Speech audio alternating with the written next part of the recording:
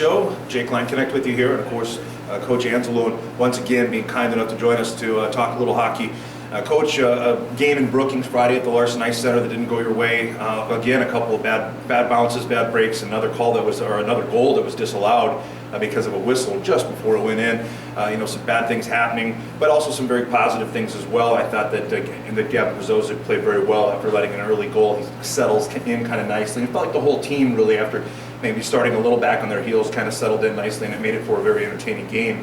What are your thoughts after Friday night's matchup? I thought the effort in the game was pretty good. We had some shot attempts that were good signs for us. We had a few good scoring chances in the game. We actually outchanced them. I thought we did some good things. 80% of the night I thought we were pretty good. I thought there was 20% of the game that we needed to make more happen in. I thought in the third period there was an 8 to 10 minute stretch where there really wasn't a whole lot going on, and when you're trying to come back and you're trying to come back on the road, you've got to make things happen in spans like that. So some good things, some things we've got to do better, building blocks for the week and improvement areas for sure. Okay. Well, I know one of the things that we've talked about in the past, and there will be a handful of other discussions coming up, but one of the things we've talked about are those scoring opportunities and exactly what defines a scoring opportunity. And it sounds like you've got some video that you'd like to show everybody here today, huh? Yes, let's take a look at some video here and maybe illustrate some of the points that we've been making on past shows with some pictures for the fans. Well, when your team's struggling to find offense and score goals, I think there's two statistics that you have to look at as a coach. The first is shot attempts. Are we attempting to shoot the puck? And the second, scoring chances. Scoring chances for me is any shot or play in the game that poses a challenge for the goaltender. And I look at our 6-2 loss to Austin. We were on the absolute wrong side of the scoreboard 2 weeks ago, but we had a number of real good scoring chances. So here's one where we're in the offensive zone, and right here, Eric Bozer, number 4, comes forward, he creates separation. Kieran Durgan kicks it back to him, and right here, Durgan finds Okeson in a perfect spot on the ice, and the puck just goes off the crossbar. This is a grade A scoring chance, Jay, that we're not burying right now. But you can't get much more pretty than that right there. We put this puck in the net, we have a goal. Right now, we're not putting it in the net. Here's a scoring chance that starts with the one battle in our end. We're working, we're battling, we're trying. Will Hammer comes up with the puck. Him and Tucker DeYoung are 2-on-2. Tanner Okeson has jumped in and joined the rush. That's a grade A area on the ice for Will Hammer to drop the puck back to Okeson. That's a scoring chance. What Okie would like to do in the future is obviously not shoot the puck right into the goalie's belly. But what I like is that it starts in our end, and we move it up the rink, and Tucker DeYoung is going to the net, and what we would like is either to score right away or put it off the goalie and have a chance to bang home a rebound in here. So these are two good scoring chances in the game against Austin. We're on the penalty kill here against Austin. We're sticking to our structure. We maintain a good box, and we come up with the puck, and we get a 2-on-1 shorthanded with Ryan Cook, the weak side D, joining the rush. If you get a 2-on-1 shorthanded once every 5 to 7 games, you're doing great. We get a 2-on-1 right here against Austin. Tucker DeYoung shoots. It hits the goalie, Chris Carlson's left shoulder. But this is a grade A chance that comes about because we do it right on the kill. And Tucker shoots. He's smart with the defenseman going down, but he does everything but put the puck in the net. We score in this situation on home ice. It sways momentum. It changes the flow of the game. And you know me, Jay, I could stand here and do video for an hour. I won't do that to the viewers and the listeners. I'll just show one more clip, a fourth scoring chance. This is in Brookings on Friday. We lose a draw in the defensive zone. We work. We have our structure. Our D and our centerman are on the puck. Our weak side D, Ryan Cook, comes in. We win the battle. We come up with the puck. Our forward on the wall opens up, and Ryan Cook just goes with it. He just goes with it. He just goes with it. He brings it to the net. We have people at the net. We hack away at it, but unfortunately, we don't put the puck in the net over the line. But these are good scoring chances We're getting these chances. There's many more I can show you. Our next challenge, we need to finish. We need to bury it. We need to try and build some positive momentum and positive energy for ourselves. All right, well, Coach, I know as a fan, and I love watching video like that and being able to kind of see from the inside what it is that you guys see as a coaching staff. But I guess, as you said, the next challenge is to be able to get those scoring chances to go in. How do you do that? Well, there's a couple things. Like, we shot the puck a lot in the Brookings game, but a lot of the shots were blocked. And we've been talking a lot this week. Simple stuff. Shoot the puck hard like you want to score. And a lot of times when you're in a slump and your confidence is low, you don't shoot the puck like you're firing a bullet out of a gun. Right. And that's something we got to do more of. And you got to get to the net, and you got to try and create second and third chance opportunities. Everyone's real good defensively. All the goalies are pretty good.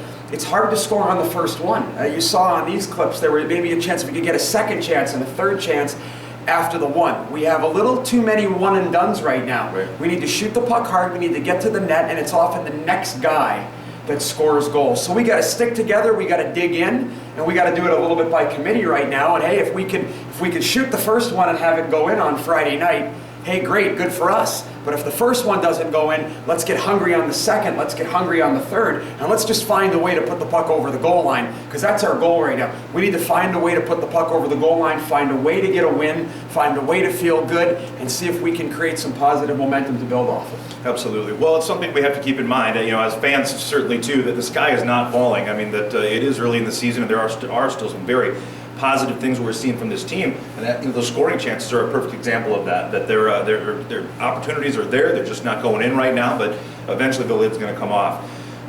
Coach, I wanted to talk a little. Well, you mentioned shooting harder.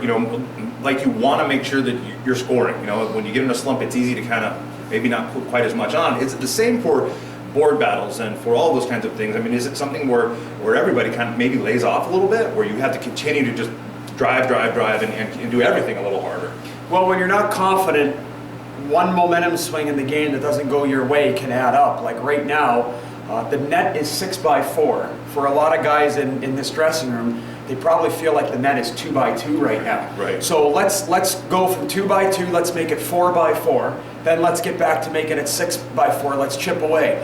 When you score first in the hockey game, that can really, really help your confidence. It can really, really help momentum. That would be an objective on Friday night. But if we don't score first, let's just keep coming. Let's just keep coming. Teams that keep coming are fun to watch. They're fun to coach. They're fun to be a part of. So that's our objective right now. Let's keep doing the things that we can control. Let's stick together. Let's dig in. Like I look at it this way, we've talked as a team about it this week. If everybody that plays on Friday night and everybody in the room Monday through Thursday, which has been good, our process has been good in practice. If all 20 guys can work 5% harder and give 5% more, that's 100%. And that's our objective right now. Skate harder, fight to get to the net harder, shoot harder, defend harder, hunt back to our end harder, do everything harder, get the puck to go in, try and get a win, grind it out, however it's done. Let's create some positive momentum, and let's see if we can't get our spirits up and have some good stuff to build off of. Absolutely. All right, well, Coach, a couple of other more, light things. We wanted to mention that we saw some A's on some sweaters there Friday night in Brookings. Hammer, Okeson, and DeYoung all wearing the alternate A. Can you kind of walk us through, what the thought process went into it, what kind of a decision that was? I know earlier on we touched on it, and you said that you wanted to make sure to get this one right, but those guys, all veterans that show leadership on and off, for sure.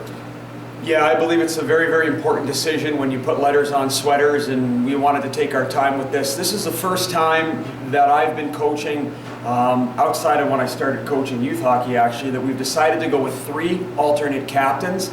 We believe with the way our team is built and with the way our team is wired, the leadership is best when it's kind of being done by committee. And right now we just feel that Okeson, DeYoung, and Hammer are 3 guys that have separated themselves a bit from the group and are best as a group of 3. Right. I talked with them about that. They said they agree, and we just find that's the best way to have our group lead right now. The other thing is, just because you have a letter on your sweater doesn't mean you're entitled to anything, Right. you're guaranteed anything. Vice versa, if you don't have a letter on your sweater, that means that we don't want you to lead.